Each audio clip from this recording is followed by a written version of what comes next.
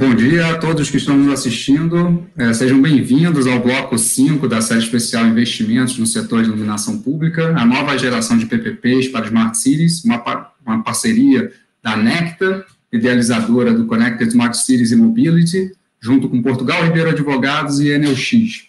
Bom, a gente vem conversando ao longo dos últimos blocos sobre como viabilizar essa nova geração de PPPs de iluminação pública que funcionem propriamente como uma plataforma para o desenvolvimento de outras atividades associadas ao conceito de Smart Cities, né? No bloco passado, né, no bloco 4, a gente começou a tratar especificamente dos desafios para a estruturação dos projetos, né? Embora esses temas tenham também sido discutidos tanto no bloco 2, em que a gente conversou aí com alguns dos principais players do mercado sobre quais são os desafios que eles entendem que devem ser enfrentados para a viabilização dessa nova geração de PPPs de iluminação pública. E no bloco 3 a gente tenha também passado por alguns desses pontos quando a gente falou da questão dos desafios para os municípios de menor porte, né, de menor tamanho, os desafios de escala para a viabilização desse projeto. Mas eu acho que o resumo, né, de todas essas questões que foram levantadas ao longo desses 3 blocos iniciais, desembocando no bloco de hoje, acaba se consolidando no edital de licitação, no contrato de concessão, né, no final das contas, defendendo aqui o meu lado da história, né, Cadu, mas o advogado, o estruturador da parte da modelagem jurídica dos projetos, tem realmente essa função de sintetizar todas as principais decisões que foram tomadas pelos diferentes consultores técnicos que trabalham no processo de modelagem dos projetos de PPP de forma geral, né, e assim como acontece no caso das PPPs de iluminação pública. Então, o objeto, né, da nossa discussão hoje aqui, do bloco 5, é o aperfeiçoamento dos editais de contratos de PPP de iluminação pública. Então, a ideia é a gente tratar de forma mais específica uma série de desafios da estruturação jurídica desses projetos que já foram, como eu falei, levantados nos blocos anteriores. E para discutir essas questões, a gente tem aqui também um seleto time de convidados. Passo a palavra para o Cadu Souza, da Enel X, para fazer a apresentação desses nossos entrevistados de hoje. Cadu, você. Vamos lá. Bom dia, Marcelo. Bom dia a todos que estão nos assistindo. Hoje eu sou minoria aqui, né? Tô do outro lado aqui, só temos advogados aí. E, vamos dizer, meus colegas de trabalho não vão me deixar mentir. A parte jurídica hoje é fundamental, é uma das partes mais importantes que a gente tem nesse arcabouço de PPPs, né? E bem como você colocou, Marcelo, o grande desafio a gente vem discutindo aí nos últimos... a gente inaugurou o projeto, né, de geração de projetos, que eram os próprios municípios, muitas PMIs, muitos projetos parando no meio do caminho, novos projetos pelo BNDES, projetos pela Caixa Econômica, e agora a gente vem com uma nova provocação aí do que a gente pode melhorar e aprimorar nesses projetos, e mais do que isso, trazer a iluminação pública como, de fato, uma porta de entrada para cidades inteligentes com muita responsabilidade, né? E para o nosso bate-papo de hoje, né, então a gente vai estar aí com o José Virgílio, que é o coordenador da área de infraestrutura e financiamento e sócio aí do Machado Meia, Fábio Sertori, o sócio aqui de Spalding Sertori Advogados, e o Bruno Werneck, sócio do Tauil Schecker, advogados associados em Meyer Brown. Sejam todos bem-vindos aí, é um grande prazer aí estar com vocês aí, com o Fábio, com o Bruno. Eu tenho interagido muito aí no mercado aí, com o Virgílio aí está sendo uma das primeiras vezes, mas é sempre um grande aprendizado que eu venho discutindo com o Marcelo aqui, interagir com vocês. E até para começar aqui nesse primeiro passo aqui da nossa discussão de hoje, né, até algumas provocações que a gente tem trazido. Olha, eu já falei um pouquinho de aprimoramento, projetos e evoluções. Então, uma notícia boa é que a cada passo, a cada nova licitação que tem surgido no mercado, a gente vem visualizando melhorias nos editais. E aí surgiu uma luz amarela aí, né? A gente viu grandes deságios, e aí começa todo o mercado a discutir receita acessória, não receita acessória, o que pode ou o que não pode colocar, se a gente explora Wi-Fi, conectividade, como que seria esse grande pacote de soluções que poderiam viabilizar um projeto dessa natureza, e mais do que isso, é como se trazer um arcabouço que possa gerar uma responsabilidade maior. Até a Marta, na última discussão dela, no encerramento dela, ela colocou para a gente que existem vários mecanismos que trazem uma segurança como garantias, como uma série de coisas, mas a gente sabe que o custo de ter que acessar esses mecanismos é muito grande para o município, para a população, e mais do que isso, para as PPPs de maneira geral. Então, para escutar aqui, eu passo primeiro aqui para o Fábio aqui. A ideia eu queria escutar um pouquinho de vocês. A gente começa um bate-papo e depois passamos aí para Virgílio e depois na sequência para Bruno, né? Como que, nesse contexto, as estratégias de modelação jurídica, como vocês veem que poderiam ser adotados mecanismos para garantir que o contrato seja cumprido, garantir essa responsabilidade, restringir a possível participação de aventureiros, ou principalmente como foi de lidar com as consequências de descumprimentos graves no contrato. Aí passo para ti aí, Fábio. Tudo bom, gente? Primeiro de tudo aí um agradecimento, né, ao convite, que está o Portugal Ribeiro e da Enel X para participar. Eu estou aí ao lado de um time de craque, né, grandes especialistas aqui da área jurídica, para poder debater em alto nível e poder estar junto desse time é uma honra. Então, primeiro de tudo, agradecer pela oportunidade. E especificamente em relação a esse primeiro questionamento, Cadu, eu tenho uma visão aí que ao longo desse meu tempo estruturando, né, eu foquei muito minha carreira em estruturação. Então, basicamente, o que eu faço é estruturar projetos, né? E a gente vai aprendendo com o tempo, né? Eu brinco que a gente vai ficando mais conservador, vai tentando lidar vendo o que dá errado, o que dá certo, lidar com um framework mais limitado, vamos dizer assim.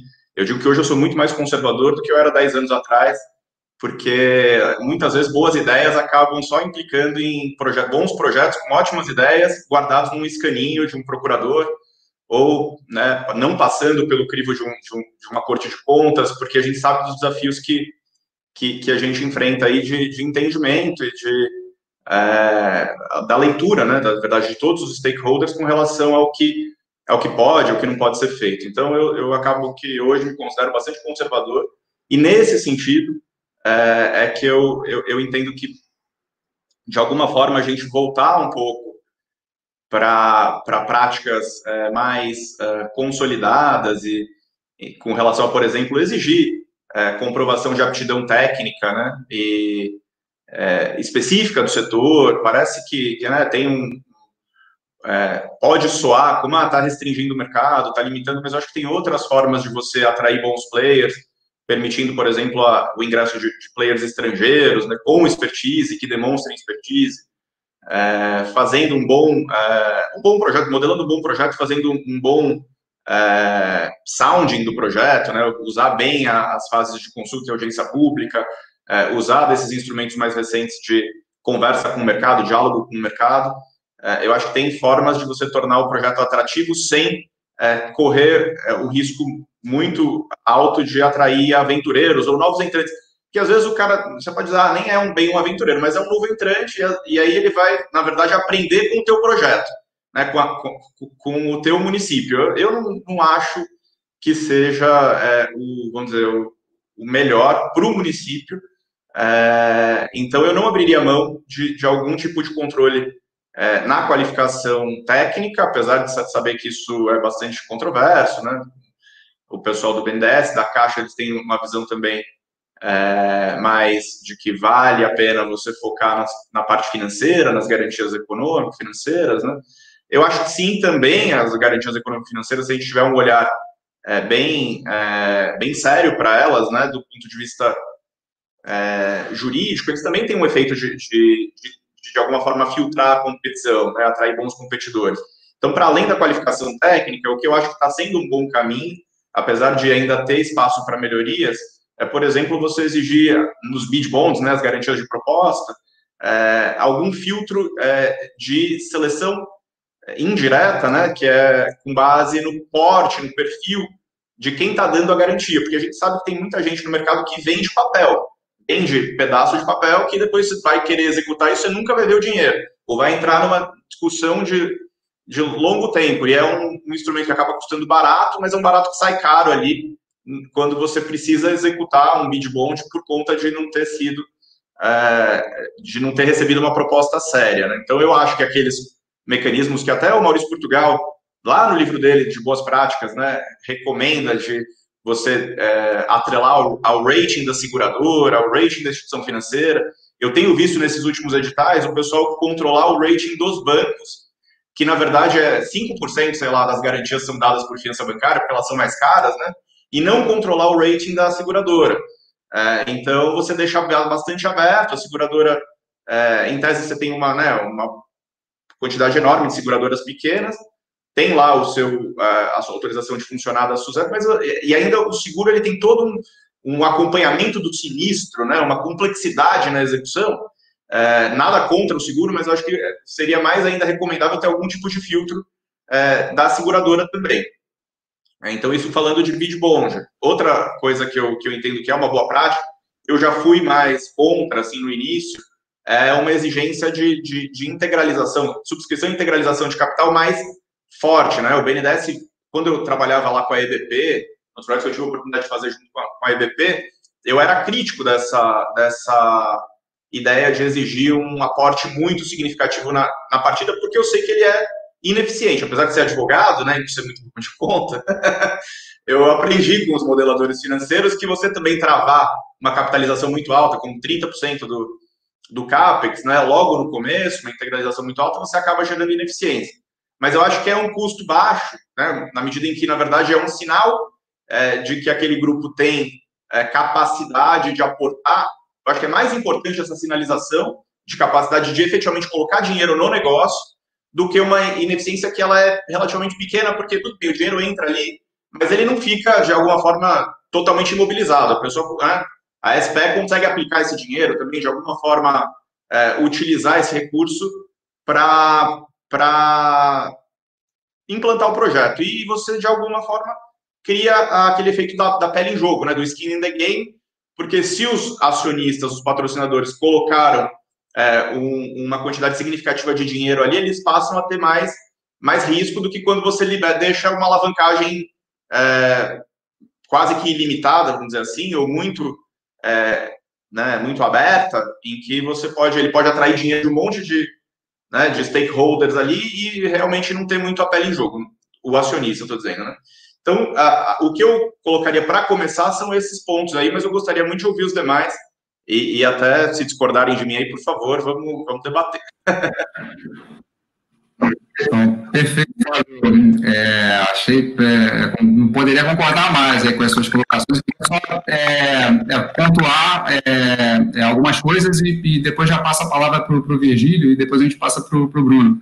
Acho que tem um ponto que eu queria destacar que você levantou, que é essa questão da exigência da habilitação técnica, de critérios mais rígidos para tentar separar, né, os licitantes capacitados tecnicamente, aí, tanto do ponto de vista técnico-operacional, técnico-profissional, e aí você chamou a atenção para o ponto de que o BNDES e a Caixa estão, não só no setor de iluminação pública, mas acho que nos outros projetos que estão sendo estruturados, estão focando bastante nesse critério da capacidade econômico-financeira, né? Então, dizer, olha, eu estruturo aqui o edital no sentido de tentar revelar, através de sinais de capacidade econômico-financeira, não apenas dos critérios de habilitação econômico-financeira, se o licitante tem bolso fundo, né?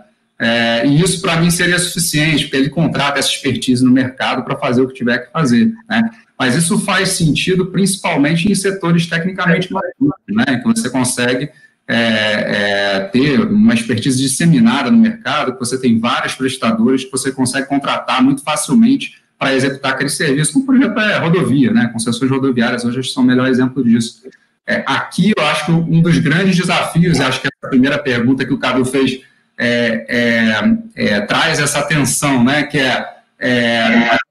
achar que, por um lado, o serviço propriamente de iluminação pública, né, de modernização do parque de iluminação pública, em alguma medida possa ser algo... já ouvi várias vezes aqui ao longo desses blocos de que não é simples, né? Não é simplesmente trocar a lâmpada, trocar lâmpadas por LED, tem projetos e processos muito mais complicados por trás disso. Mas ainda que esse serviço propriamente já tivesse algum tipo de disseminação na sua expertise e o licitante, né, vencedor, se tivesse bolso fundo, conseguisse contratar isso facilmente no mercado, aí o outro lado da história, que é o que a gente está destacando aqui na pergunta, é que, aparentemente, o que está viabilizando esses deságios tão grandes, essas propostas tão agressivas, é justamente o lado que não se conhece, né? Que é o lado de explorar essas receitas acessórias, essas outras atividades, e que claramente existe uma assimetria de informação muito grande entre os licitantes e entre os estruturadores e os licitantes, né? Porque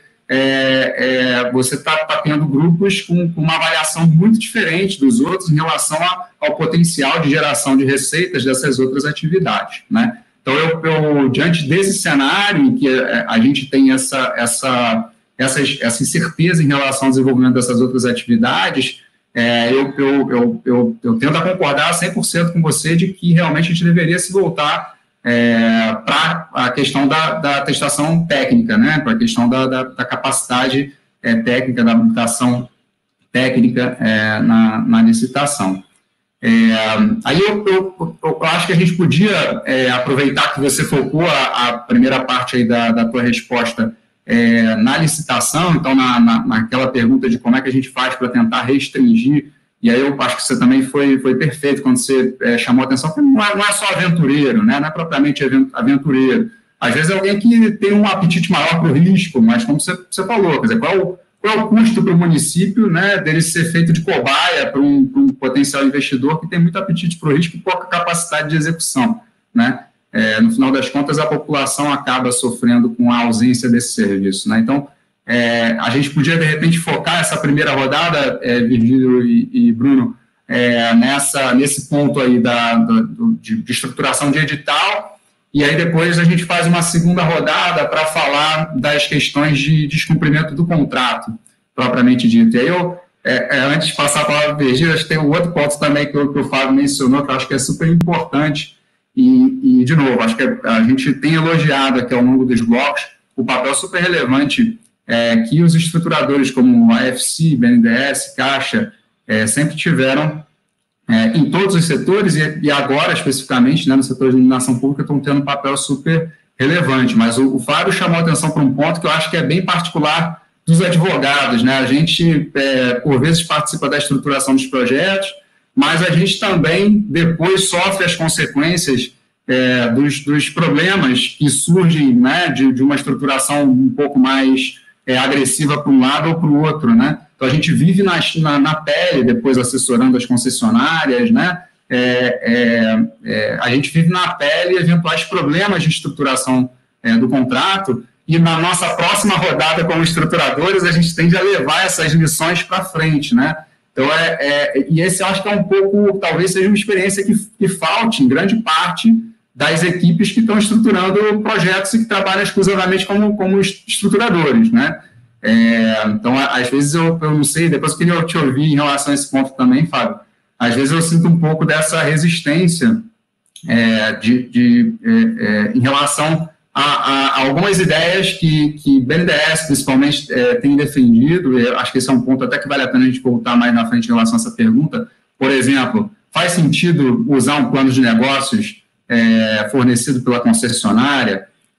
Que usos pode ser feito desse plano de negócio ou não? Vamos fazer realmente reequilíbrio pelo fluxo de caixa marginal para todos os casos, né?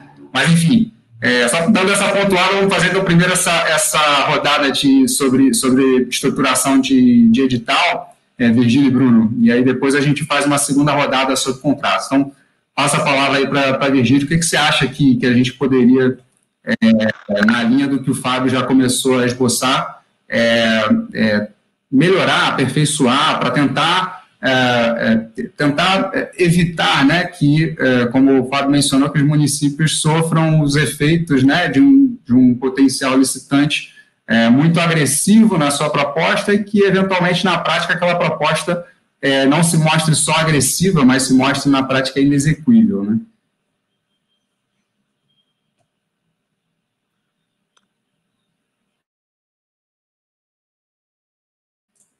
Acho que está mudo ainda, Virgílio.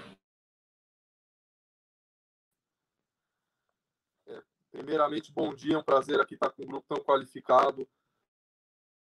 Marcelo, Carlos Eduardo, muito obrigado pela oportunidade. Fábio e Bruno, sempre um prazer aqui debater com vocês. Eu acho que o Fábio e o próprio Marcelo já trouxeram alguns pontos, né, bastante relevantes, falaram bastante aí dos critérios de ação e garantia de proposta, né?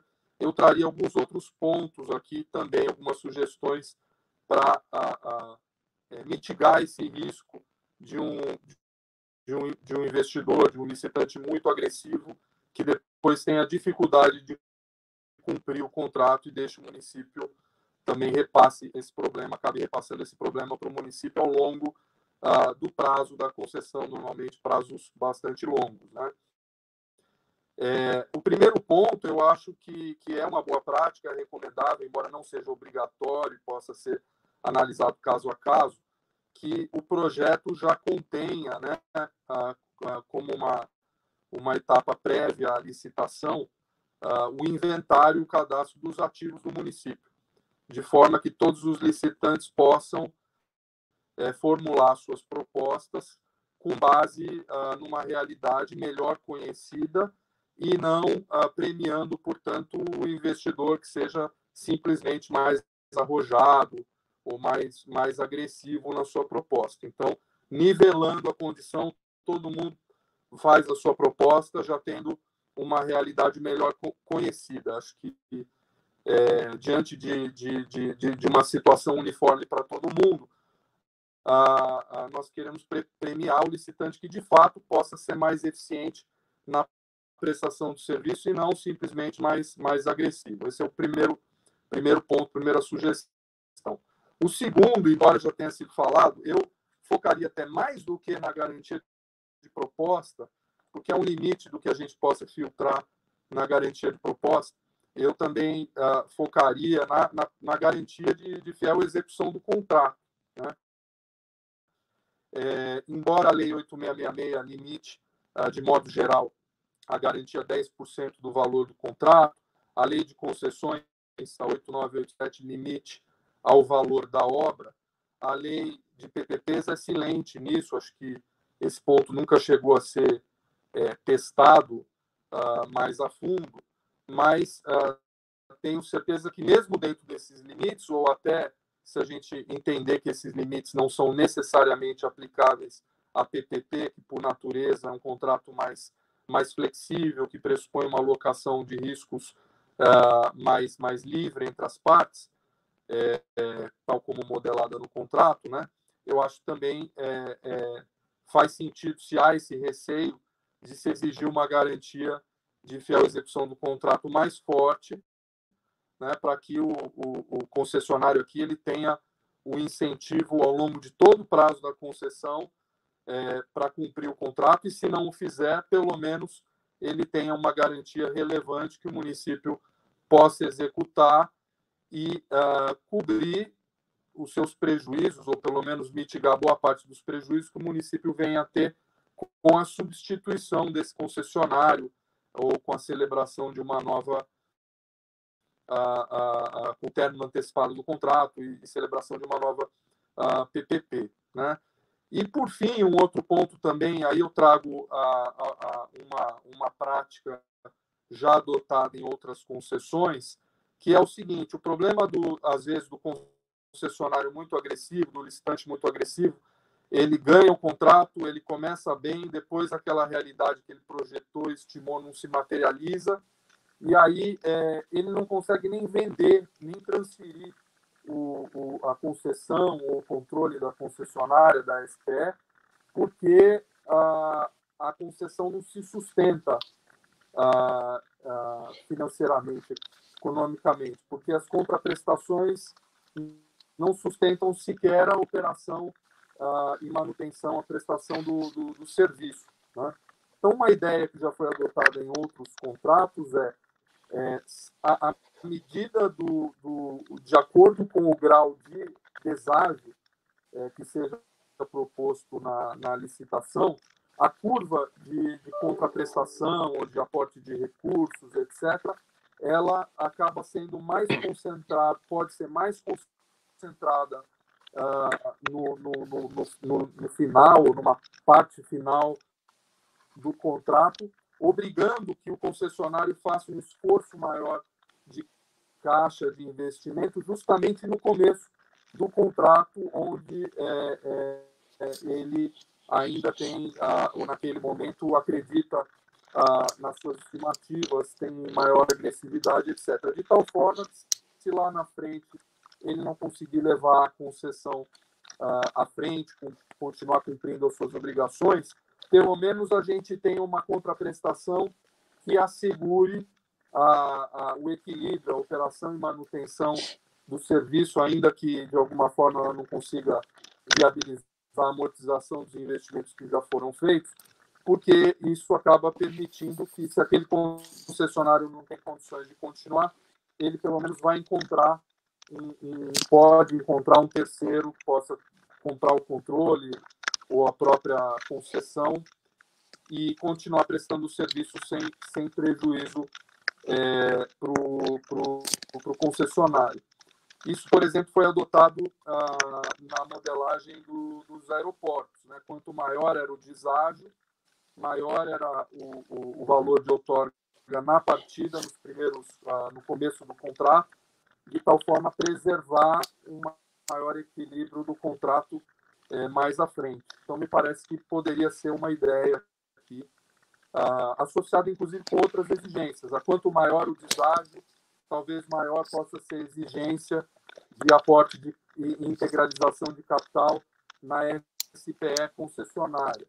Então, se a proposta vencedora estiver dentro de um patamar já previsto, como razoável, etc., essa exigência pode ser de menor monta, de menor dimensão. Mas, se realmente o concessionário quer ser mais agressivo, e ele pode acreditar, de fato, que atividades acessórias e possam viabilizar aí, receitas importantes a justificar um deságio muito maior na partida, ok, mas vamos exigir também um maior grau de integralização de capital para dar mais segurança ao município. Então, essas seriam algumas primeiras ideias aí para trazer. Aproveitando, desculpa, podemos interromper, né? A ideia é essa dinâmica um pouco mais, né? Eu acho que essa fala do Virgílio vem muito em linha com a lógica de preservar o fluxo de caixa do projeto, para que, eventualmente, você tenha uma solução de mercado no caso de um eventual problema, né? A gente vê como é difícil. Eu participei em alguns pouquíssimos casos ao longo da minha carreira, porque não é usual, né? Desses processos de intervenção, caducidade, e é muito difícil você recomeçar um projeto, né? E a solução de mercado, que é a solução que aí implicitamente, na verdade, o Virgílio coloca, né, na fala dele, que é preservar o fluxo de caixa do projeto, para que você consiga um comprador para o projeto se o acionista vier a ter um problema, né? Então, tanto essa ideia de pegar o cheque na frente, né, dos aeroportos, tudo isso, você quer ser agressivo, me entrega o cheque, porque esse cheque onera o acionista e não onera o projeto, né? Tudo que, de alguma forma, transfira para o acionista o risco do acreditar nesse potencial todo e não para o projeto, eu acho que é uma ótima prática e a gente deveria adotar daqui para frente como regra em todos os projetos, né? Porque é isso, não podemos proibir a pessoa de acreditar, mas não podemos deixar a conta depois estourar no poder público e nos usuários do serviço, né? Então, eu acho que são muito boas mesmo essas sugestões, e acho que deveriam ser prática corrente, boa prática no mercado como um todo. Perfeito. Bruno, como é que tá aí? Viu que deu uma caída a conexão, não sei quanto. Estão me ouvindo? Bom, a ideia é passar a bola para você agora, para comentar sobre esses pontos aí. Obrigado novamente. Obrigado, Marcelo, pelo convite. Obrigado, Cadu. É um prazer estar aqui com vocês, com o Virgílio, com o Fábio. Acho que vocês tocaram em pontos aí super importantes. Vou dar um passo atrás aqui, nessa questão que eu acho que é super relevante, não só para a iluminação pública, né, mas é uma questão que afetou e provavelmente afetará as licitações no Brasil em todos os setores, né? Essa história que a gente está vendo na iluminação pública do famoso mergulho, entre aspas, ou dos deságios muito grandes, ou de acreditar demais, a gente viu em aeroportos, a gente viu em rodovias, como o Vigílio falou, a gente viu em vários setores. E no fim do dia, eu acho que ela ainda é ela é agravada mais ainda pelo que está acontecendo na devolução das concessões federais, né? Porque no fim do dia, a história mostra que quem foi otimista demais acabou recebendo aí, via essa legislação, uma opção de venda, né, ao custo do investimento feito, então, sem grandes penalidades, né? E isso me preocupa bastante, até porque a gente tem essa previsão na legislação brasileira, né, de você, quando perde a concessão, independentemente da causa, ter ressarcidos todos os seus investimentos. Claro que a gente tem penalidades, mas se você for olhar, historicamente, as penalidades no Brasil, numa concessão, elas foram reduzidas com o tempo, o que é salutar, até para viabilizar aí os financiamentos. E a gente também tem hoje um modelo non-recourse, né, que acho que também é interessante, não estou dizendo que não é, mas ele é um modelo 100% non-recourse no que diz respeito à relação da concessionária com o poder público. Então, o Fábio falou uma coisa muito importante. A gente tem que fazer o acionista ter mais skin in the game. Gosto muito da sugestão que o Vigílio mencionou, que já é adotada em outros setores, de quanto maior o deságio, você aumentar o aporte, até porque esse equity é o que vai dar proteção para uma eventual reestruturação em caso de falha das premissas do concessionário. Então, ele tem que, sim, ser quanto maior a depender do deságio. Essa certamente é a regra no mercado privado de financiamento. Se eu tenho premissas muito otimistas, os credores vão me financiar menos porcentagem do meu CAPEX. Se eu tenho premissas mais conservadoras, os credores vão me financiar mais participação do meu CAPEX. Essas premissas nunca ficaram muito claras no Brasil, porque a gente tinha um banco monopolista que financiava independentemente do seu preço, né? Então, se você fosse muito agressivo ou pouco agressivo, você tinha, no fim do dia, basicamente a mesma porcentagem de participação do seu equity pelo banco, porque, enfim, as premissas aceitavam tudo, e como o banco sempre teve uma garantia corporativa, ele nunca se preocupou em olhar muito para o projeto. Por isso que eu sempre briguei contra o monopólio do BNDES, porque não se trata só de uma questão de taxa, se trata de uma questão de você matar as práticas de controle que você tem quando o financiamento é privado, quando a garantia de execução tem valores mais altos. Então, enfim, eu acho que a exigência de um aporte maior para um deságio menor, eu acho que ela é imperativa. Claro que aqueles players que têm uma situação financeira melhor, eles vão acabar financiando esse aporte via uma dívida na holding. Então, não necessariamente você vai maltratar tanto o projeto. E, obviamente, que em momentos de juros mais baixos também no Brasil, a sua maior exposição de equity também não é tão maléfica quanto era num passado recente, quando, obviamente, você tinha uma dívida subsidiada. Eu acho que a gente tem que pensar, não tem uma solução pronta, mas a gente tem que pensar sobre a questão das receitas acessórias.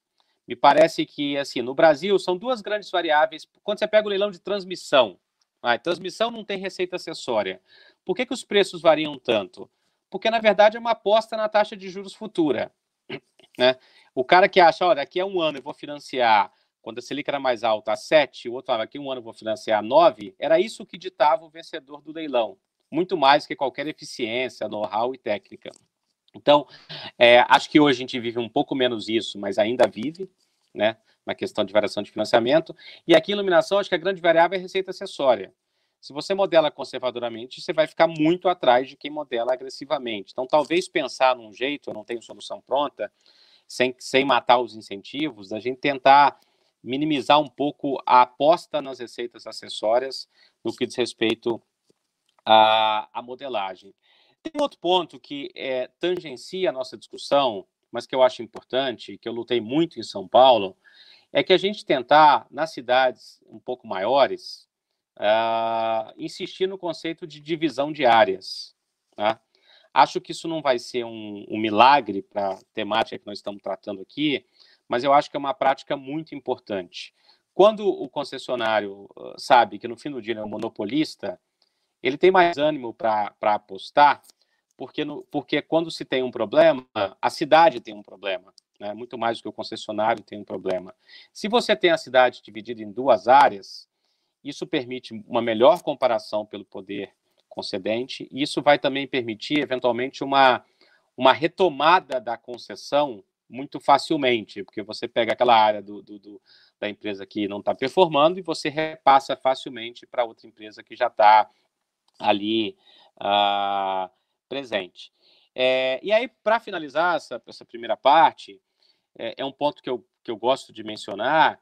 Eu acho que a gente devia, sempre que possível, estar atento ao debate do critério de menor preço, né? Por que não termos um preço mínimo nos modelos de licitação? E aí, em caso de empate, a gente usa outros critérios que a lei permite. Eu realmente fico muito incomodado com essa obsessão fatal que existe no Brasil por menor preço. Então, não estou dizendo que a licitação vai ser zero preço, não é isso, mas eu acho muito salutar que a gente incorporasse um conceito de um preço mínimo. E eu costumo dar o exemplo das nossas vidas, né? As compras governamentais, se elas seguissem o mundo privado e a vida privada, elas seriam muito mais eficientes. Ninguém aceita uma contratação, quiçá uma contratação de 25, 30 anos, um preço que você sabe que é muito agressivo. Nas nossas vidas, as pessoas não aceitam isso. Se você pega 3 orçamentos, um vem 8, outro vem 9 e o outro vem 2 para pintar a sua sala, você não contrata o cara de 2. Entendeu? Talvez para pintar a sala você contrate, que é facilmente remediável, mas não por um contrato de 30 anos. Então, eu realmente acho que a gente tem que trazer esse debate do preço mínimo. E o triste de tudo isso, né, a gente viu isso no Rodanel, a gente viu isso nos aeroportos, a gente viu isso em todo lugar, é que a gente aplaude, né, a sociedade aplaude os grandes deságios, e a gente já tem experiência para ver que não deu certo, né? Qual foi a vantagem do grande ágio, no caso, que teve em Viracopos? Foi bom? Qual foi a vantagem do grande deságio das rodovias, né? O custo social disso é muito grande. Então, para finalizar por hora, eu acho que essa discussão do preço mínimo, a gente deveria... Eu sei que é difícil, mas eu acho que ela é importante. Volta a palavra aí, por favor. É bem interessante essas considerações aí, né? E se a gente for explorar muito, né, na receita acessória, a gente tem depois um bate-papo para a gente aprofundar, né? Qual o limite de você utilizar o ativo de iluminação pública e receitas acessórias que você poderia utilizar, né? Mas antes da gente passar até para a próxima sessão, Fábio, a ideia aqui você já meio que deu uma passada no início aí, né? Mas veio aqui uma consideração aqui da Marília, aqui, principalmente aqui sobre o tema da comprovação de qualificação técnica, ser exigida somente pelo vencedor, né? E, além disso, a tendência das novas modelagens que a gente viu, a gente falou rapidamente, mas, por exemplo, a Caixa Econômica hoje, quando a gente pega o edital e olha, você tem um único requisito técnico, que é a necessidade de project finance, né? Experiência em projetos de infraestrutura, investimentos em projetos de infraestrutura de médio e longo prazo, né? Então, qual a sua opinião aí em relação a isso? Legal, gente. Eu tenho... Primeiro, né, achei importante dizer, eu gosto do atestado de Project Finance, que chamam de atestado de Project Finance, né? Eu entendo que ele é um atestado técnico e não tem nada a ver com a qualificação econômico-financeira, na medida em que ele tem um olhar retrospectivo, ele olha para o passado, ele olha para a condição que a empresa teve de se operacionalizar, se estruturar para captar um recurso ou para investir um dinheiro de capital próprio, quando é admitido no edital, né? Mas com um horizonte de retorno de longo prazo. Então, não é a mera prestação do serviço, em que eu presto serviço hoje e recebo em 30 dias. Presto e recebo em 30 dias. A lógica de que eu já consegui fazer um projeto estruturado, que é o que é uma PPP, uma concessão, no passado. Isso é muito legal e eu acho que é uma boa prática, tá? Então, eu gosto do atestado, não acho que ele se confunda com a qualificação econômico-financeira, que é outra coisa, que é um olhar para uma foto atual daquele grupo. É olhar se hoje esse grupo continua reunindo capacidades econômicas, né? E não saber se ele conseguiu estruturar um projeto no passado. E aí eu vejo um pouco essa confusão, e isso tem um risco, porque às vezes também você coloca todas as fichas no atestado de investimento, que é esse atestado de qualificação técnico-operacional, de que no passado eu consegui reunir uma série de condições que me permitiu tomar recurso, com deixar de olhar indicadores, patrimônio líquido, coisas que, em maior ou menor grau, dependendo do setor, também é uma evidência importante que eu acho que deveria ser considerada nos projetos, tá? E outra coisa que é deletéria, na minha opinião, além de você abrir mão, então, de qualquer exigência econômico-financeira, confiando apenas e tão somente nesse atestado de investimento, é também abrir mão da qualificação técnica efetiva, técnico-operacional, eu digo, né? E simplesmente deixar isso pro mercado, né, com essa premissa de que o mercado contrata no futuro e você não precisa ter esse ponto de controle no edital. Eu discordo disso, acho que a gente tem que ter, óbvio que depende dos setores, eu acho que nesse setor especificamente a gente deveria ter, até porque é um setor que permite, que você não tem grande downside fazer isso, só vejo melhoras. Outra coisa é essa tendência de exigir também a qualificação técnica profissional postergada. Eu não gosto, sou bastante crítico a essa providência, porque por várias razões. Né? Primeiro, porque você não tem o mesmo nível de controle do que durante o processo licitatório. A licitação já acabou. Então, aquele ponto de controle acaba sendo feito, muitas vezes, como condição de assinatura do contrato. E aí fica interna corporis ali, fica entre o vencedor e o poder público. Então, já não é o mesmo nível de... Aí, eu apresento alguém mais ou menos, mas tudo bem, porque eu dei um desconto, e eu quero começar o contrato, não quero ter que agora voltar, porque a licitação já acabou. Você não tem como retomar a licitação que acabou, né? Que já teve o seu objeto adjudicado. Então, você teria que, eventualmente, chamar o segundo colocado pelo preço do primeiro, que muitas vezes é inviável. Quer dizer, então você começa a complicar a vida. Eu acho que tudo isso complica a vida na prática, além de não permitir um controle adequado. Então, eu sou contra.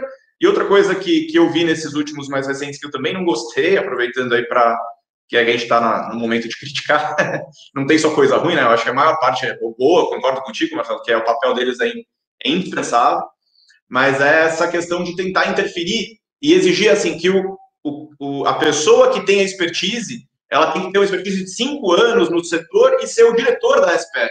Eu acho que isso é uma interferência, inclusive, na liberdade empresarial, né? E se o cara que tem a experiência não quiser ser diretor, por qualquer razão, se ele for diretor estatutário, tem uma série de responsabilidades, né? Eu acho que no máximo você poderia exigir que ele fosse responsável técnico e assumisse tecnicamente aquela implantação, mas de forma alguma exigir que ele tenha algum cargo estatutário ou mesmo de diretor empregado, porque tudo isso implica uma série de outras responsabilidades para o profissional e trava também a liberdade empresarial do grupo que venceu a licitação, né?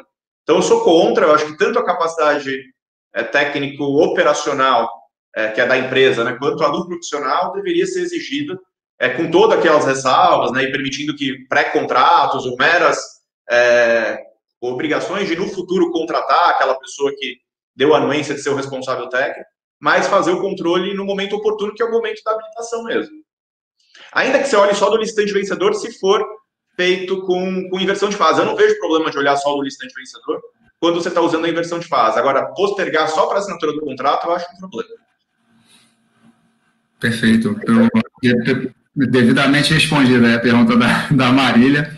Eu queria aproveitar um ponto que o Bruno mencionou, né, fez essa provocação da questão do preço mínimo, e que, no final das contas, assim, tentar buscar formas, né, de aferir a execuibilidade dessas propostas em que os licitantes estão sendo muito agressivos na consideração do potencial de receitas acessórias que eles podem explorar.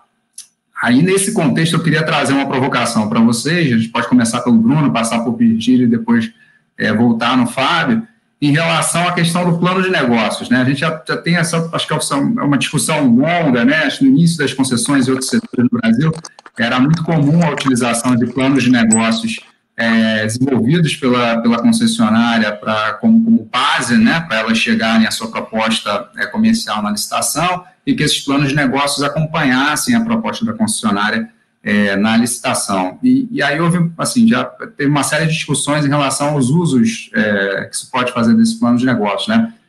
Eventualmente, uma avaliação desse plano de negócios na própria licitação poderia gerar o efeito que o Fábio mencionou, né, de você complicar muito, né, e gerar litígios, né, é muito difícil você afirmar que uma proposta, né, ou que um plano de negócios é inexequível. Isso depende muito das premissas que são adotadas por cada licitante, como o próprio Bruno mencionou também, em relação a como vai se dar, por exemplo, a situação, como vai se comportar a situação macroeconômica do país nos próximos anos, né? Tem várias variáveis que influenciam isso aí. Então, acho que a pergunta era, faz sentido a gente voltar a pensar em exigir que a concessionária ou que a licitante, né, que a licitante ou a licitante vencedora ou a concessionária, quer dizer, em alguma dessas fases, né, durante a licitação, previamente à assinatura do contrato, ou logo após a assinatura do contrato, quer dizer, faz sentido que a gente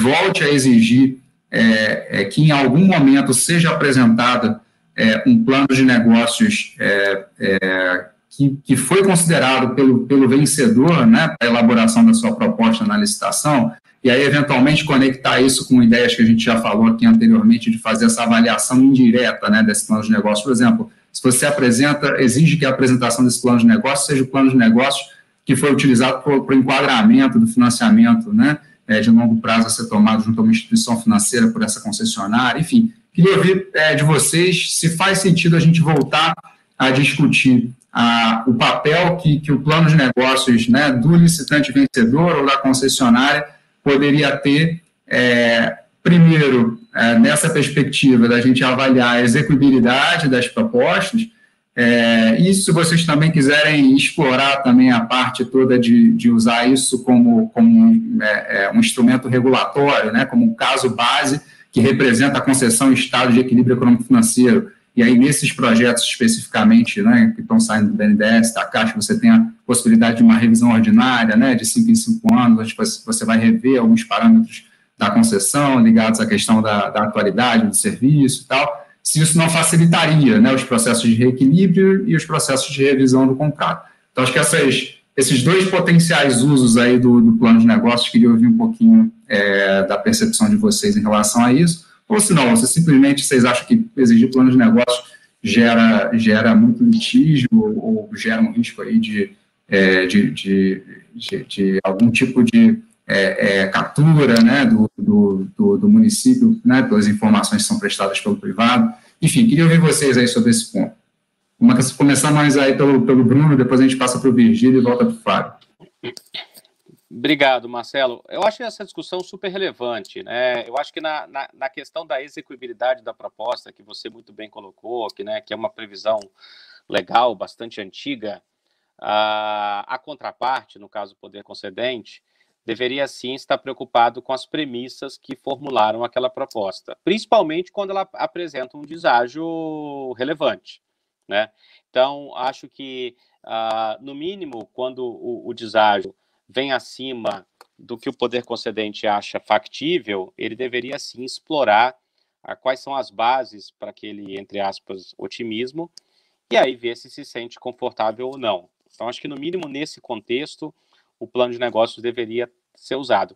Acho que a discussão do plano de negócio está muito atrelada à discussão de alocação de riscos, né? Que eu acho que é uma discussão que a gente também tem ainda muito a melhorar, de uma maneira geral. Então, nesse contexto, enfim, eu tenho mais preocupação em aperfeiçoar a alocação de riscos do que, eventualmente, mergulhar na discussão do plano de negócios sem focar as energias na alocação de risco. Eu acho que uma alocação de riscos muito bem clara poderia permitir a volta aí de um plano de negócio como um elemento mais importante, claro, sem repetir os erros do passado, por isso que eu tenho que ficar bem claro que o plano de negócio não significa que qualquer premissa furada do plano de negócio vai gerar um reequilíbrio, por isso que isso tem que ser trabalhado conjuntamente, mas eu acho isso muito importante, principalmente para a discussão de preço mínimo e para a discussão de reequilíbrio, né? Eu acho que o conceito da parceria ele nunca foi adotado no Brasil, né? Então, aquele conceito, a gente herdou muito a leitura da interpretação da concessão por sua conta e risco, né? Então, a gente joga tudo possível e imaginário no colo do privado. Isso, junto com o que eu mencionei, de uma espécie de free option, porque se tudo é errado, no fim das contas, o concessionário perde muito pouco, eu acho que é uma combinação que estimula demais a aposta. Então, assim, corrigindo os erros do passado, eu acho importante, sim, uma análise do plano de negócios. No pior cenário, no menor cenário, pelo menos quando o deságio vai acima de um certo valor, né? Legal. Virgílio.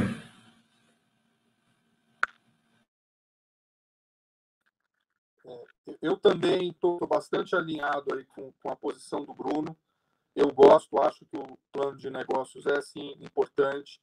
Eu sei que se desenvolveu, né, um entendimento que à época fazia sentido, de que o poder público, primeiro, não sabia examinar esses planos de negócio, então acabava não sabendo como utilizar isso durante o processo licitatório de uma forma eficiente.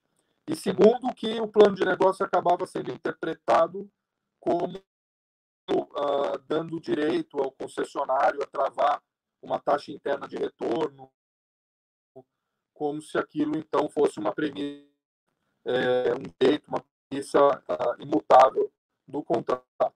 E acho que, como o Bruno bem colocou, isso não precisa ser verdade. A gente pode aprender, né, com o nosso histórico e pode tirar, de fato, o que o plano de negócio pode oferecer de bom. Primeiro, que a administração pública, de um modo geral, vem ganhando conhecimento, vem evoluindo ao longo do nosso histórico, aí, já de 140 PPPs contratadas, outras milhares de PPPs estudadas, né, ao longo aí de 16 anos da lei, para se saber que eu prefiro achar mais informação, né, menos assimetria entre o poder concedente e o concessionário, é salutar, é saudável. O poder concedente entender quais foram, ainda que ele não precisa se vincular a essas premissas, ele não precisa garantir as premissas adotadas pelo concessionário, e o contrato bem redigido, com uma alocação apropriada de riscos, vai deixar isso claro, né? Se o concessionário assumiu que ele teria uma taxa interna de retorno de 20%, o poder público não precisa garantir isso, mas é bom que ele entenda quais foram, como o concessionário desenhou o seu negócio, como é que ele enxergou, como é que ele convenceu seus financiadores de que o negócio seria economicamente viável ao longo da concessão, ter certeza que ele adotou, enfim, ele pode assumir riscos, mas desde que ele não tenha adotado premissas juridicamente impossíveis, ou que já demandem uma discussão maior na partida.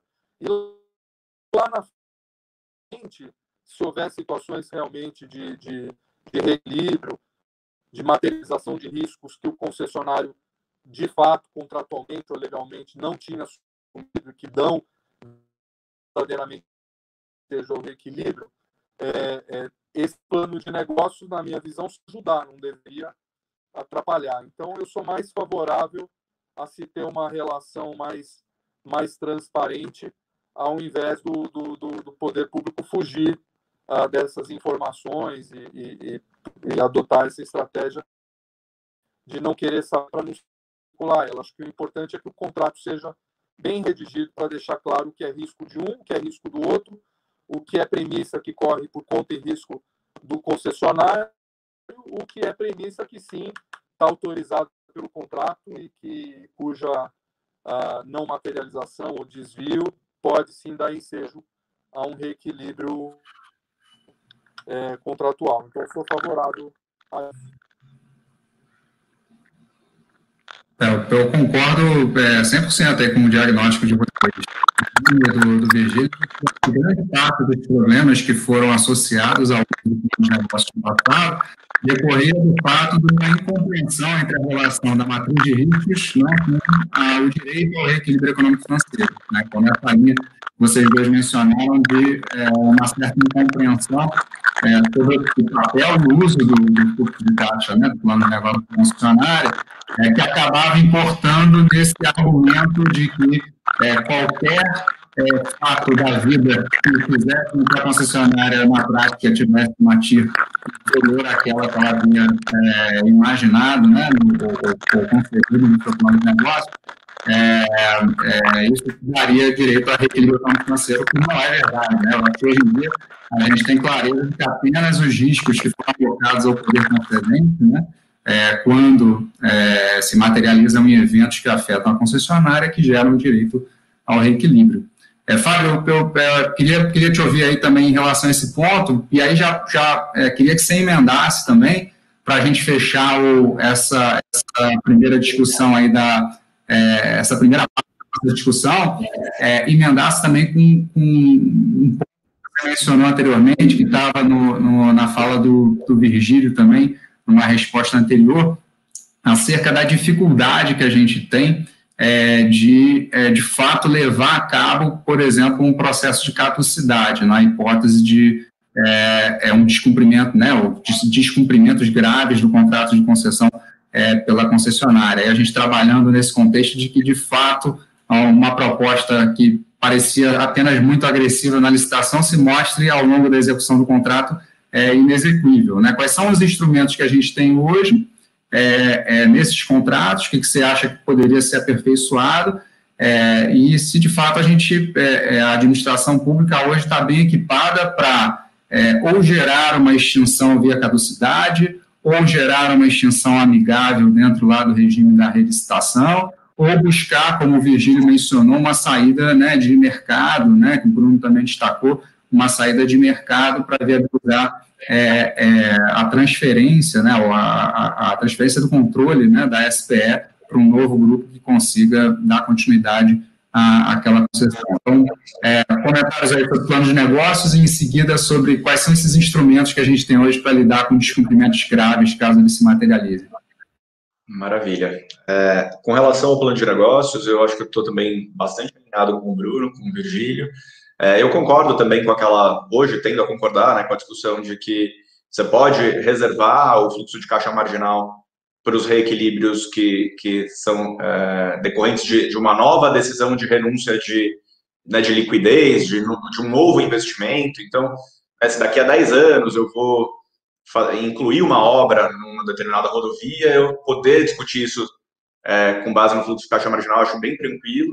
Agora, para aqueles eventos da matriz de riscos, né, que foram alocados ao poder público, é importante que o plano de negócios sirva de base. Eu gosto da ideia também de que ele seja apresentado na etapa de licitação, até por tem essa questão da transparência e da possibilidade de um controle na licitação, que eu acho que já é válido, por mais que você não tenha dificuldade de definir uma inexequibilidade de preços, você de alguma forma já consegue qualificar ali, né, alguma discussão, e aquilo pode aproveitar sim para o futuro, como uma das tantas referências, né, no futuro reequilíbrio.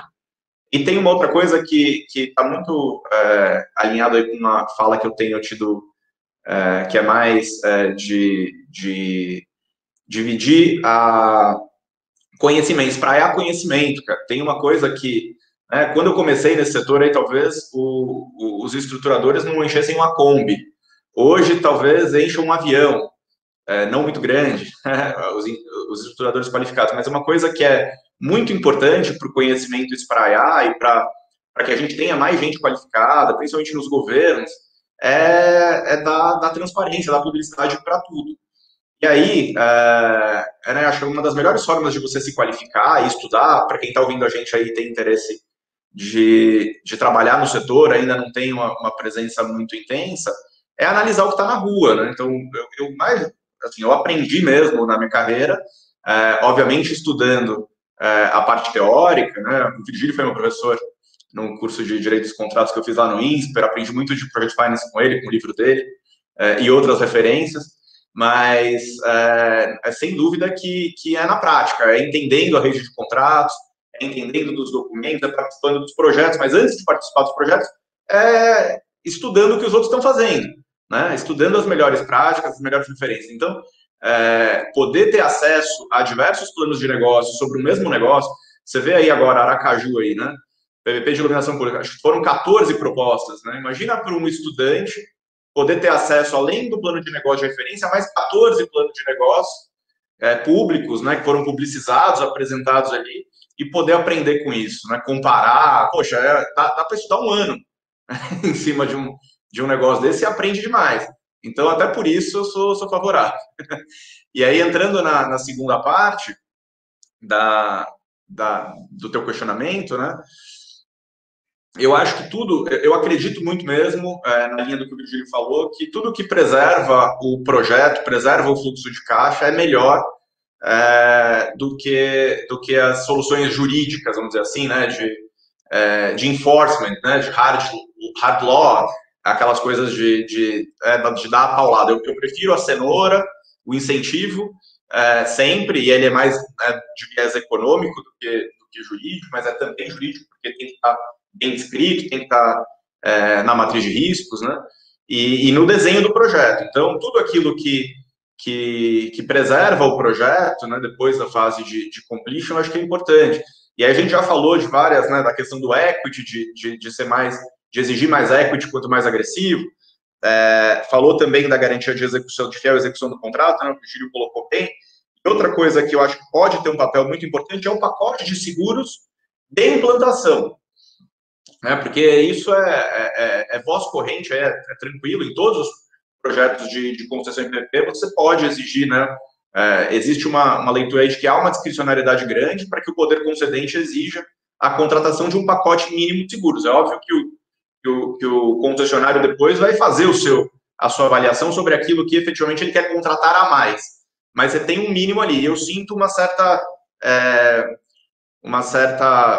relegação a segundo plano dessa discussão, que eu acho que é uma discussão importante. Você pensar num seguro de completion, né, um completion bond, e outros seguros que ali permitam o completion da obra, né, para que pelo menos o contrato chegue à etapa de gerar receita e de que você poder, então, na minha visão, buscar uma solução de mercado para ele, né, eu acho que isso é bastante importante. Outra coisa que tem um aprendizado aí no mercado que ainda está pouco espraiado, mas a gente está vendo aí, né, esse pessoal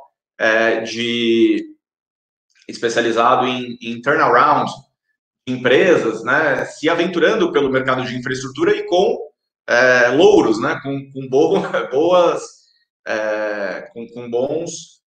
outputs aí, com bons resultados, né. Acho que o grande case é o case da Iguá hoje, né, e acho que falta estudar um pouco mais e os estruturadores se interessarem, buscar saber e também, em alguma medida, porque isso não é tão aberto, né, mas os próprios detentores desse conhecimento aí dividir com o mercado um pouco do que viabiliza uma solução de mercado quando há um estresse real, né.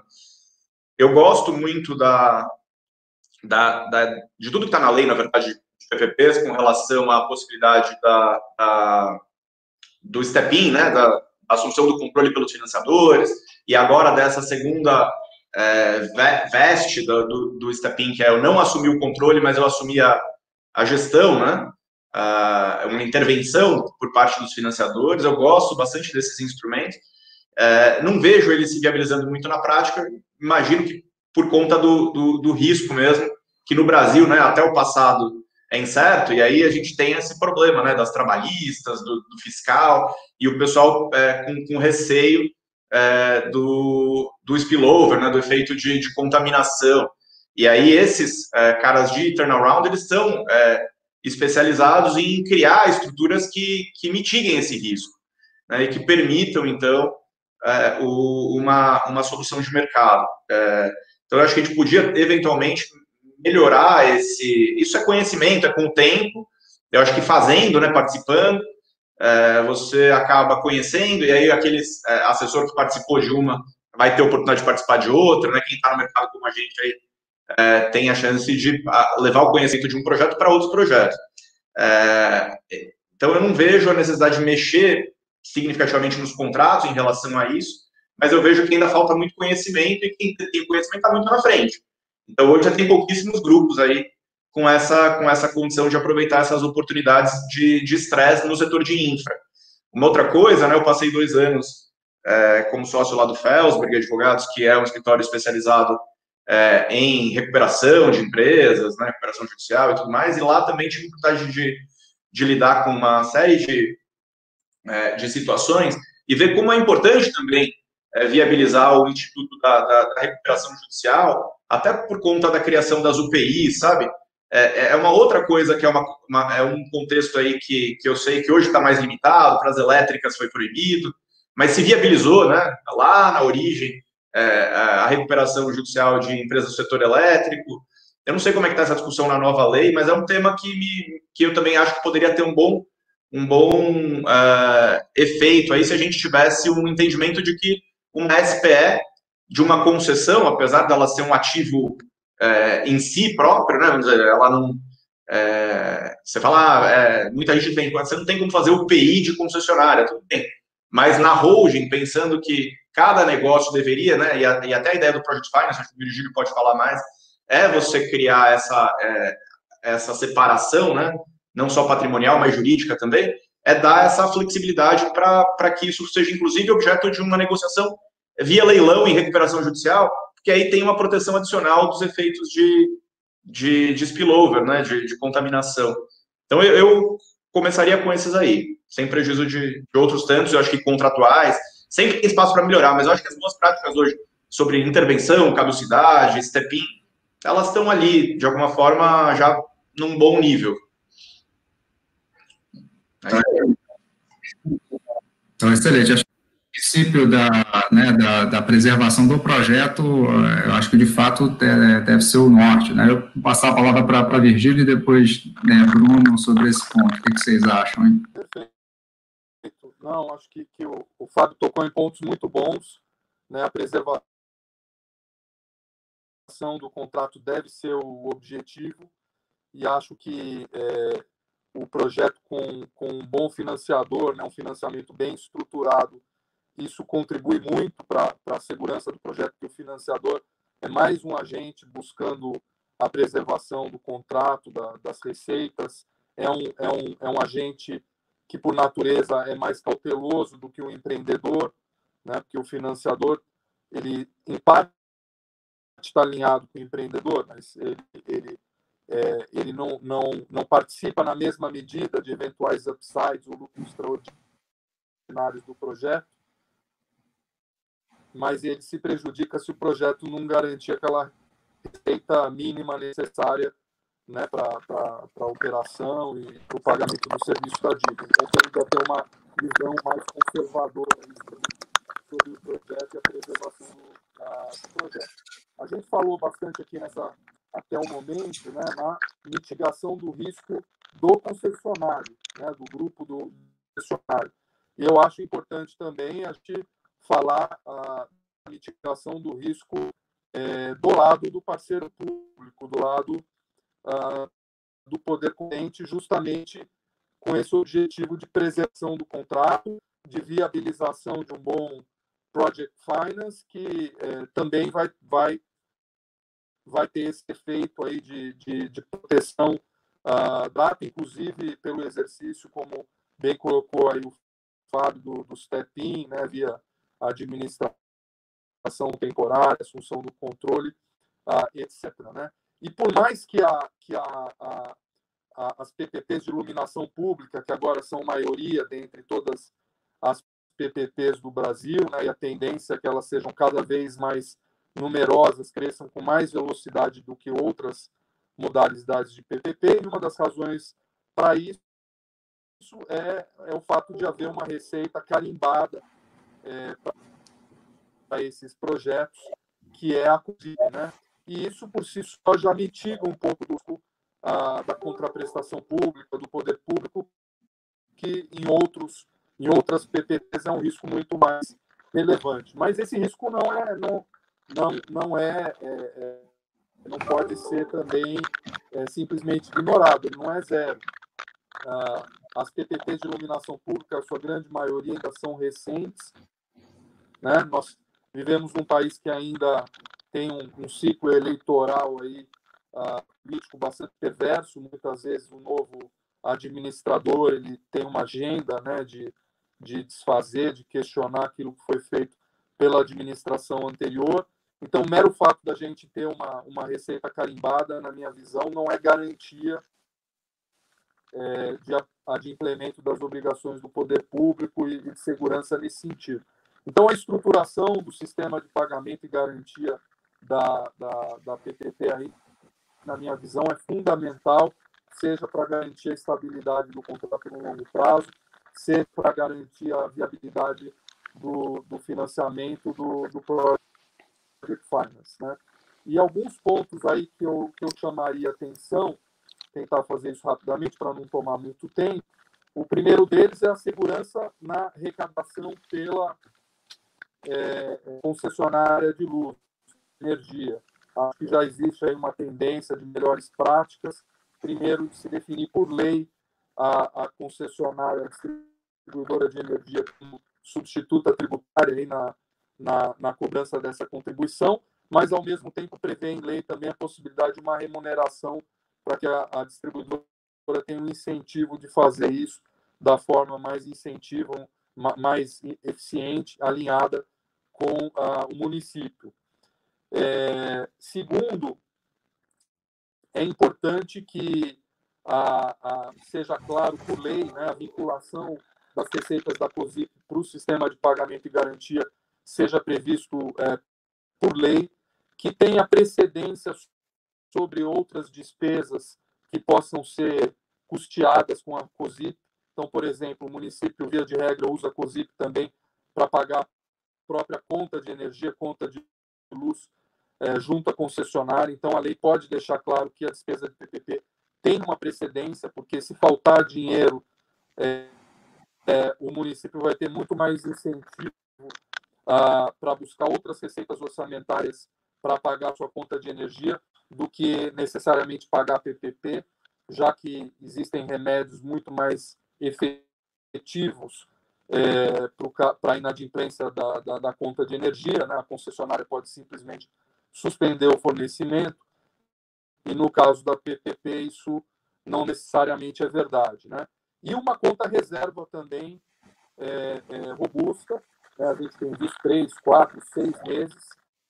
Eu ainda adicionaria uma previsão contratual que tem precedente em outros setores também. E se houver, a qualquer momento, durante a vigência do contrato, um atraso no inadimplemento do poder público, ele passa a ter a obrigação de manter a conta reserva não mais com 3, 4 ou 6 meses, mas com o dobro disso, de forma também a incentivar aí um comportamento sempre adimplente e zelar para que não haja qualquer atraso, qualquer insegurança aí na previsibilidade de recursos. E, por fim, também alguma garantia complementar, né, para que, se por qualquer razão houver uma redução da arrecadação da COSIP, mesmo com a precedência assegurada, a prioridade assegurada para o funcionário, também exista aí uma garantia complementar. Eu citaria, por exemplo, inclusive, a possibilidade do município prever por lei e no contrato a possibilidade de qualquer desses créditos não adimplidos a modo e tempo pela própria COSIP, que possam ser utilizados para compensação de tributos municipais daquele município, ISS, por exemplo, independentemente de lei autorizativa ou de autorização específica, inclusive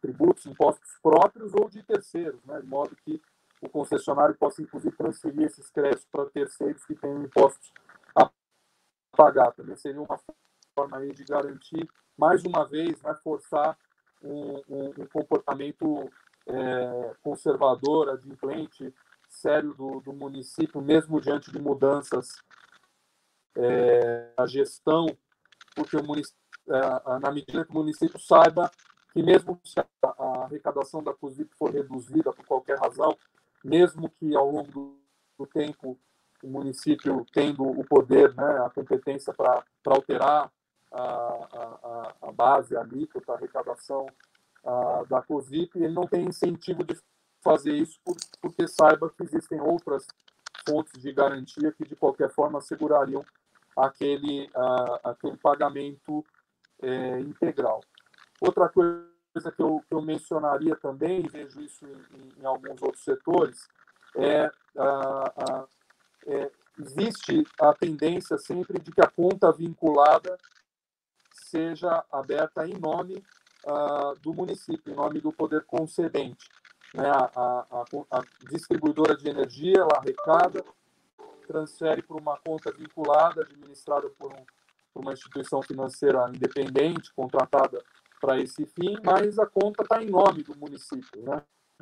Eu continuo achando que seria possível estruturar isso ainda com mais segurança, deixando essa conta, por exemplo, por que não, no nome da própria concessionária, né? Ou, em alguns municípios maiores, em nome de uma estatal garantidora, em nome de um fundo garantidor, porque me parece que, mantendo essa conta em nome do município, o município acaba tendo mais força numa eventual disputa, se houver razão para questionar ou tentar resistir ao pagamento.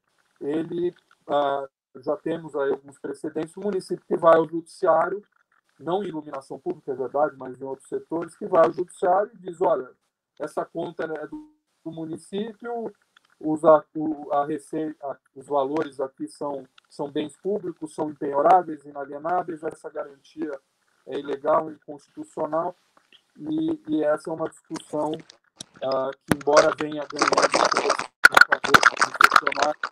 me parece que não é ainda de todo resolvida, pacificada, e poderia ter esse cuidado adicional.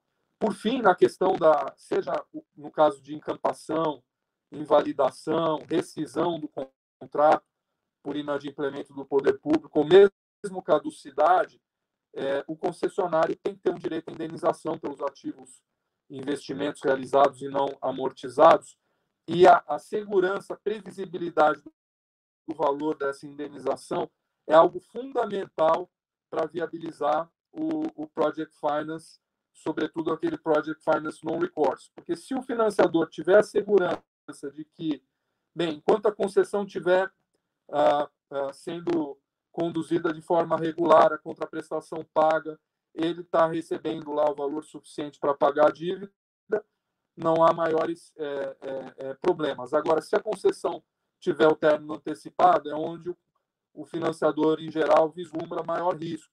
Mas se ele tiver a segurança de que o contrato, ou a lei municipal, ou o contrato, estabelece uma fórmula clara, objetiva, livre de dúvidas quanto ao valor dessa indenização, no caso da caducidade, ainda que haja uma multa, mas essa multa também seja objetiva, seja limitada a um determinado montante, ao montante relativo ao equity, por exemplo, me parece que a gente começa a caminhar num cenário muito mais favorável, propício aí a estruturas de Project Finance, inclusive estruturas non-recourse, que permitam a empreendedores fazer um número muito maior de projetos.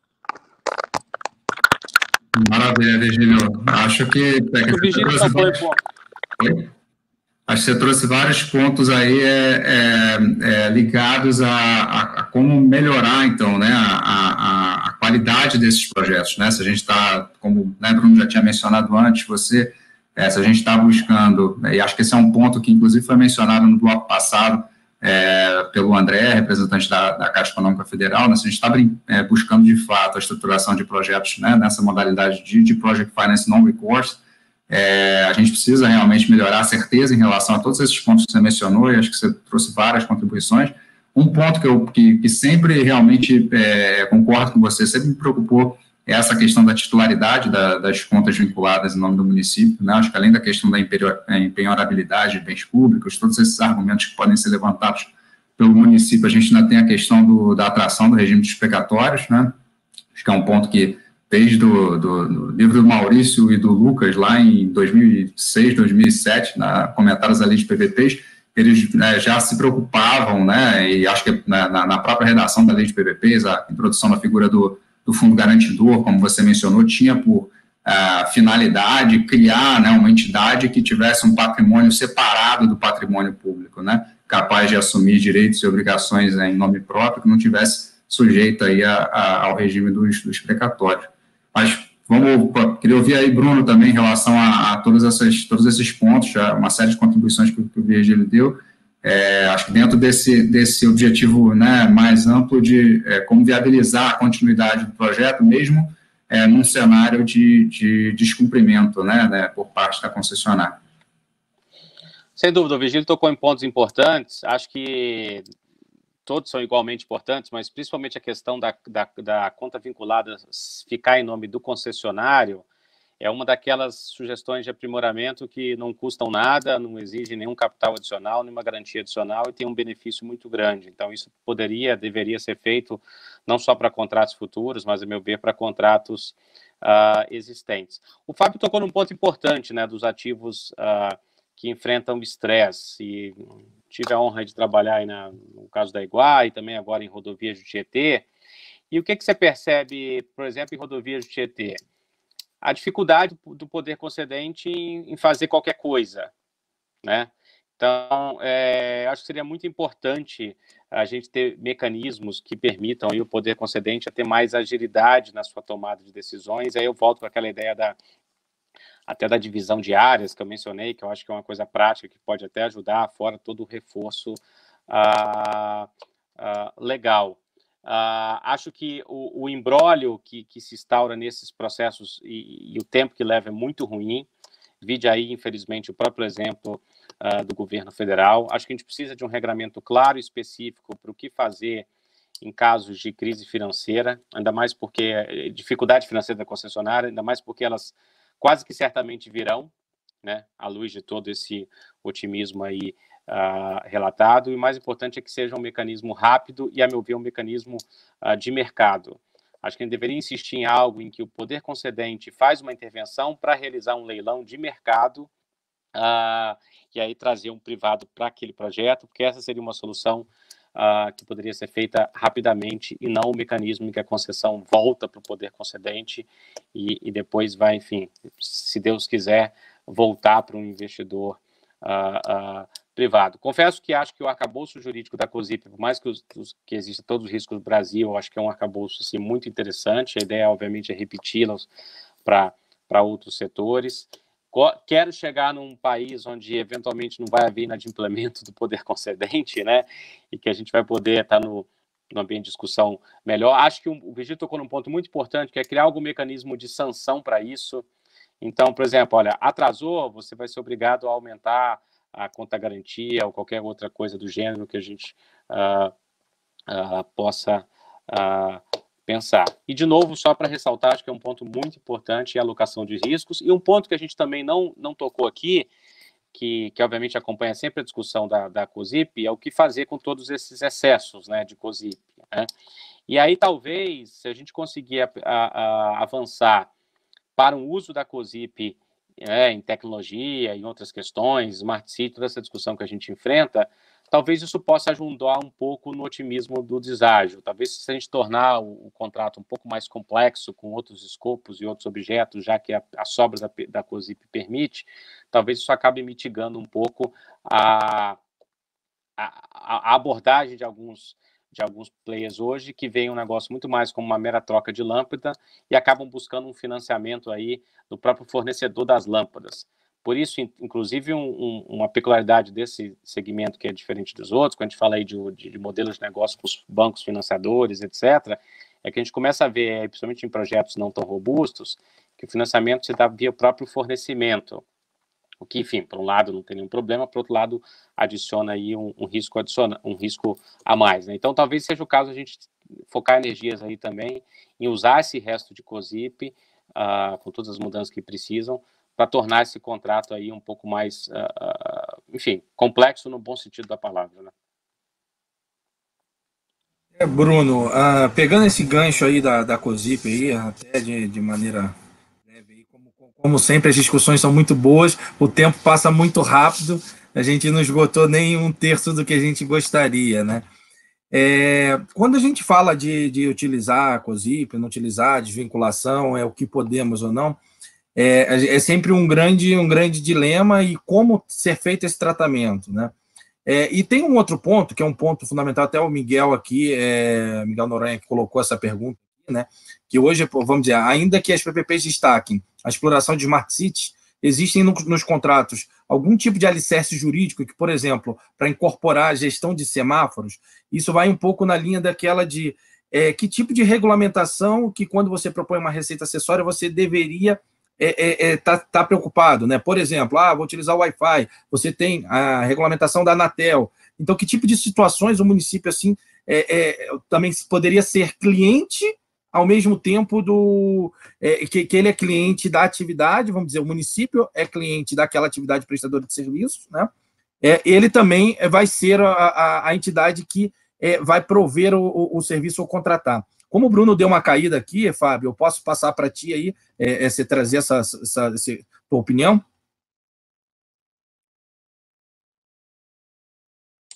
Ela não muda. Beleza. Vocês me ouvem, né? Então, eu acho que a pergunta é muito pertinente e a gente tem uma...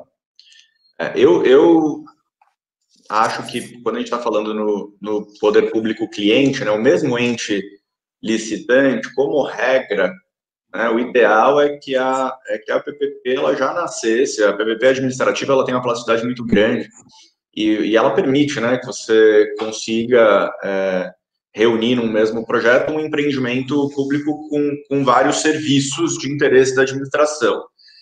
E obviamente que eu acho que seria o mundo ideal o projeto já nascer com essa característica. E se eu acho, né, que ele pode nascer com essa característica, não tem nada de errado nisso, eu também acho que é possível, né, num procedimento de aditamento do contrato, a gente incluir determinados serviços de interesse da administração numa PPP que já está rodando. Existe aí uma dificuldade em alguns órgãos de controle. Eu acabei vivenciando isso no Tribunal de Contas aqui de São Paulo, do Estado, em alguns projetos que houve ali uma sinalização dos conselheiros de que deveria haver uma possibilidade de referenciar o escopo à segurança como um todo. Então, por exemplo, gestão de semáforo tem a ver com segurança viária, e a PPP de iluminação tem a ver com a segurança das pessoas que estão transitando e também dos veículos. Quer dizer, de alguma forma, isso tudo seria uma grande PPP para serviços de segurança. Então, é uma forma de construir, de enxergar. Também já vi aqui o Tribunal de Contas de São Paulo proibir PPPs que colocavam no mesmo escopo, por exemplo, a gestão dos semáforos e a construção de estacionamento subterrâneo. Então, até onde também vão os limites, né, de se colocar tudo dentro de uma grande PPP de serviços, de utilities municipal. Então, acho que tem aí um caminho a ser percorrido. Eu entendo até que, no caso da gestão semafórica, é um serviço que eu não vejo impedimento jurídico de ser incluído no escopo de uma PPP de iluminação, né, na linha dessa busca de uma cidade mais inteligente que implica em usar eficientemente os recursos, né? Se eu já implantei uma série de infraestruturas ali que servem a tornar esse serviço mais econômico para o poder público, eu não vejo por que, desde que haja essa comprovação, né, um estudo que mostre isso, eu não vejo por que impedir.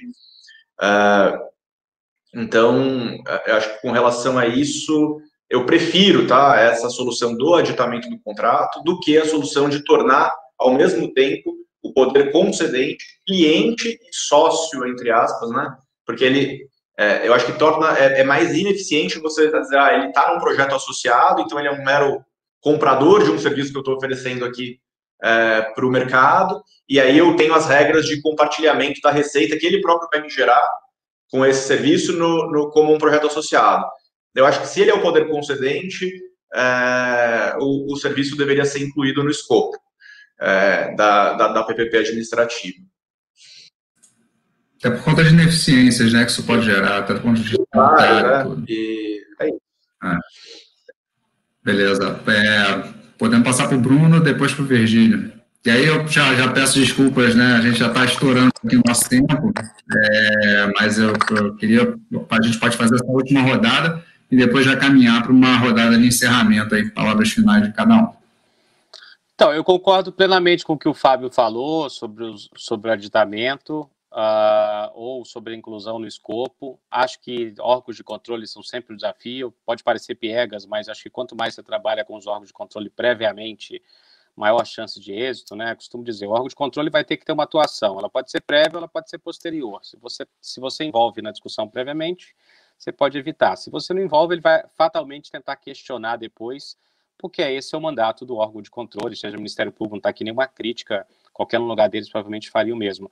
Mas acho que o caminho é esse, eu acredito muito nas sinergias de escopo de contratos municipais, a ensaneamento mesmo, em que a gente tem água e esgoto de um lado, resíduos de outro, acho que a gente poderia juntar. Acho que em certos municípios a gente pode ter uma sinergia que até transcende coisas óbvias, até para você, enfim, poder viabilizar municípios menores. Acho que o caminho é esse. Acho que o caminho é dar mais complexidade, no bom sentido, para os novos projetos e buscar aditamentos aí de escopo para os existentes. Virgílio, com você. Feito. Não, eu estou de acordo com o Fábio e com o Bruno, bem colocaram. Há muito potencial e sinergia com esses projetos associados, assim, juridicamente. Eu não vejo um problema em se prever esses projetos associados no próprio escopo ou como projetos associados mesmo dentro da prerrogativa do concessionário, né? A questão que a gente tem jurídica, que já foi colocada aí, é saber se o recurso carimbado da COSIP pode ser usado para custear, pelo menos no primeiro momento, essas atividades, esses projetos acessórios, né? Embora esse ponto ainda gere enseje bastante dúvida, eu queria dar uma boa notícia aqui, que também me deparei com ela há pouco tempo, né? Porque há 2 semanas atrás, no dia 17 de agosto de 2020, o Supremo Tribunal Federal, num caso eleito como repercussão geral, né, que é o recurso extraordinário 666-404, relatado pelo ministro Marco Aurélio, entendeu o seguinte: é constitucional a aplicação dos recursos arrecadados por meio de contribuição para o custeio da iluminação pública na expansão e aprimoramento da rede. Essa decisão, que é um leading case, ainda não gerou um acórdão, então nós não temos os detalhes ainda da decisão, só o resultado foi publicado, o resultado favorável do julgamento foi publicado.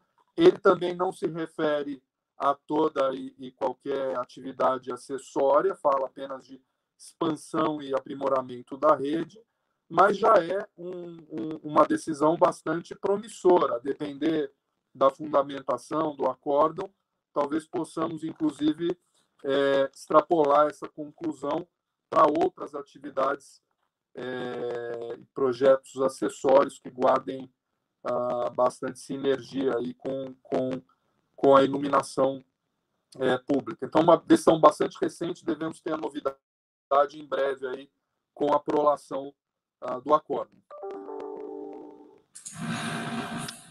Maravilha, a gente, né, já estourou aqui o tempo em quase 10 minutos, então peço só para fazer uma última rodada aí de considerações finais de cada um de vocês. Podemos começar aí pelo Fábio, depois Bruno, depois Virgílio, Cadu, e aí eu faço o fechamento.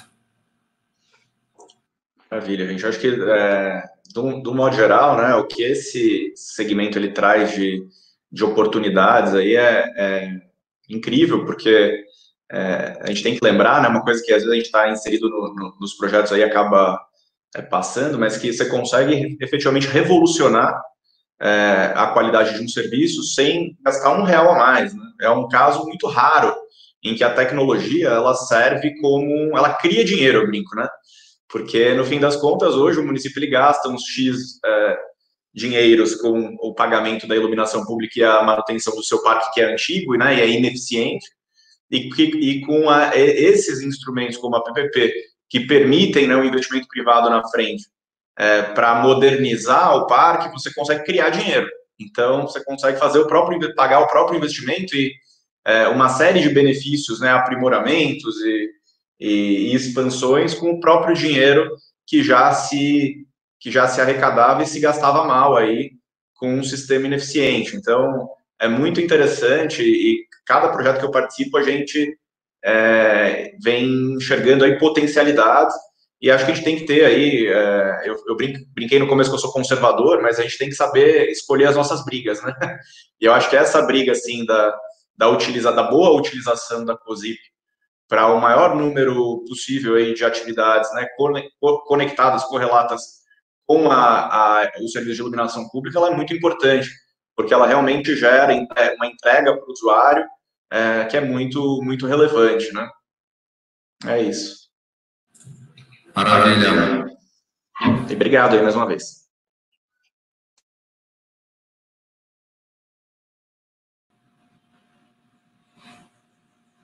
Pessoal, dando continuidade aqui, a gente teve um problema técnico com a transmissão, que acabou sendo interrompida, e nesse meio tempo, até a gente retomar o sinal, infelizmente o Bruno Werneck teve que se ausentar por conta de outro compromisso.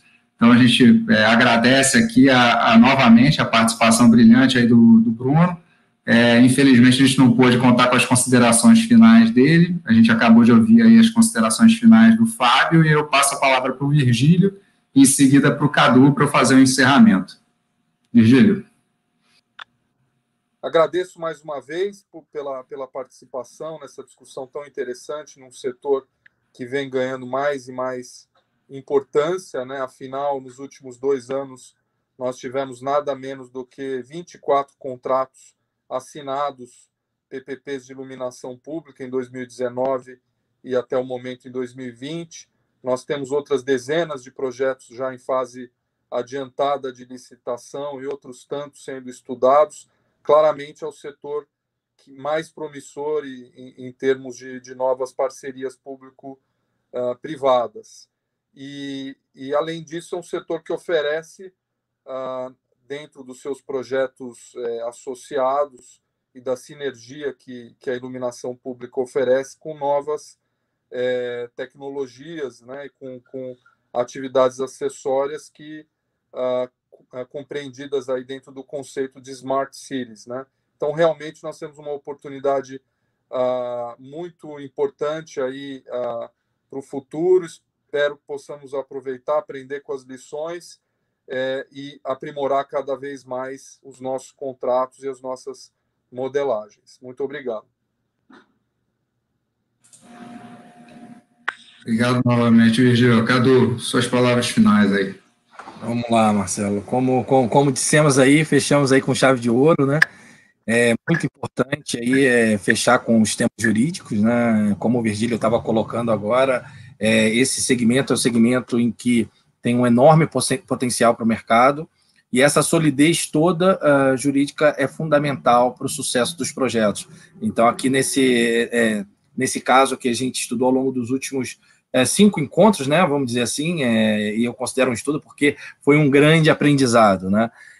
A gente vê que cada uma das etapas é fundamental, e finalizando com a segurança jurídica para que o investidor continue tendo atratividade nesse mercado é muito importante. Gostaria de agradecer aí ao Fábio, ao Virgílio, ao Bruno, que infelizmente ficou desconectado, mas obrigado aí pelo um pouco mais de 1h30 aí de aprendizado, e obrigado a você também, Marcelo, e nos vemos aí na sequência aí, no encerramento e desfecho do encontro aí. Obrigado, Cadu, obrigado, Virgílio, obrigado, Fábio, né? Já agradeci ao Bruno, acho que foi, mais uma vez, o bloco foi excelente, a discussão super rica, super produtiva, e eu acho que a gente discutiu aqui alguns pontos que realmente, como o Virgílio mencionou, podem influenciar aí a estruturação dos próximos projetos, acho que pontos que, pelo menos, merecem ser discutidos mais a fundo pelos estruturadores dos próximos projetos. Então, com isso, a gente encerra o 5º bloco da série especial de investimentos no setor de iluminação pública, a nova geração de PPPs para Smart Cities, e eu aproveito para convidar a todos para a participação no evento da semana que vem, com os principais highlights, né, que a gente tratou ao longo de todos esses 5 blocos, que vai se dar no evento da Connected Smart Cities Digital Experience, no dia 9 de setembro, às 2h da tarde. Então, mais uma vez, obrigado a todos e a gente se vê na semana que vem. Um abraço, tchau, tchau.